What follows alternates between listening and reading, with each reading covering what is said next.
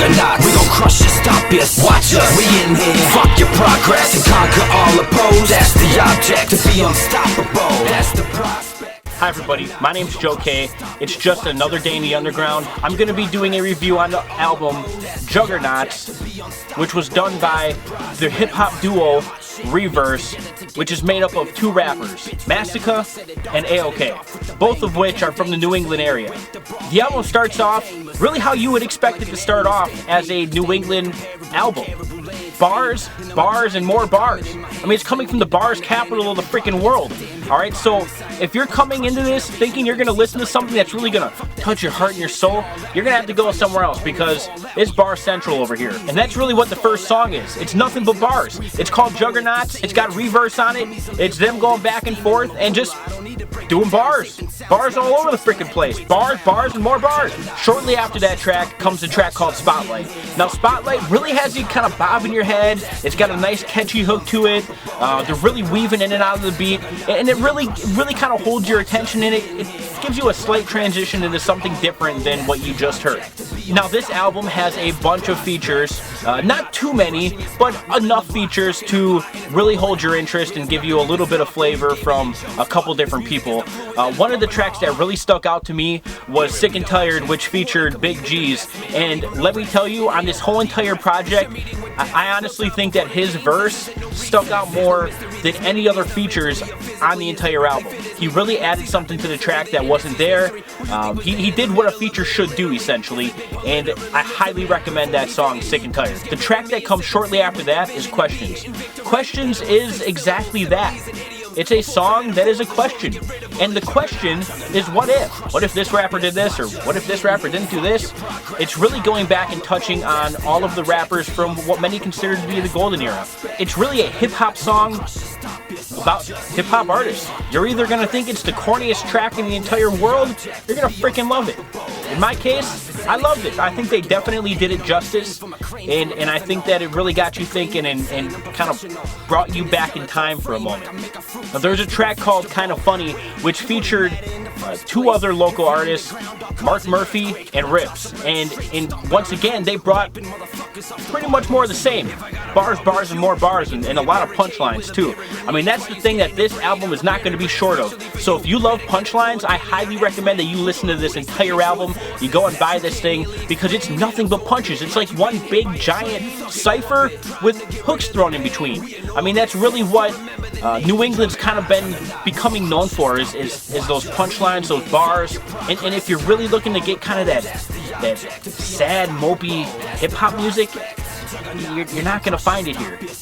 One song that I really feel had a lot of potential but didn't really hit the mark for me was Lost and Found. It had a feature from Flawless on it, and although the raps were okay, I feel like the story was just... You really got to listen to the track to get it. You know, it's essentially a track talking about a gun and kind of its history. You know, it was passed to John, who passed it to Joe, who passed it to Billy, who passed it to Marc, who passed it to Layla, who passed it to Steven, who passed it to freaking... God only knows who. It was just spinning me in circles, you know, and it just...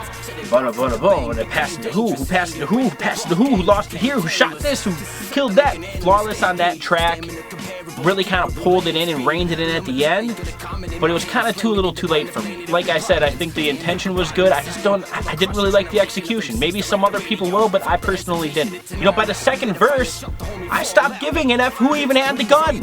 I didn't care. Now, with that being said, near the end of the album, they really tied it together with more of a hype track called Adrenaline, and I think that really hit the nail on the head. I think it really hit a lot of punch on there, and it really accomplished, I think, what they were trying to accomplish. What I think that is really to get you hardcore hip-hop listeners involved in the project. They want you to listen to the project.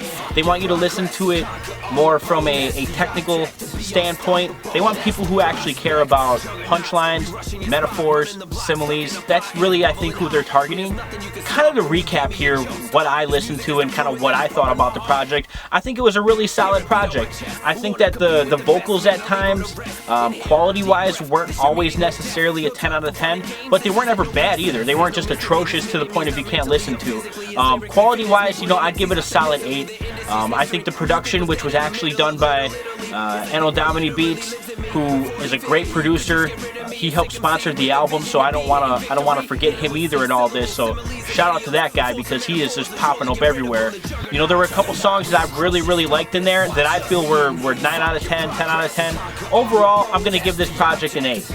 You know, I think it was good. One of the things that really, to me, stopped it from being a 9 out of 10 or a 10 out of 10, they sound so similar. Those two guys, they sound too similar, and I couldn't decipher who was rapping when. You know, they each kind of have their own little style, but for somebody who hasn't heavily listened to either one of them and giving you a fresh set of ears, it was really hard to distinguish who was who. And I think that kind of distracted me from maybe what they were saying at times and kind of what they were trying to accomplish in some of the songs.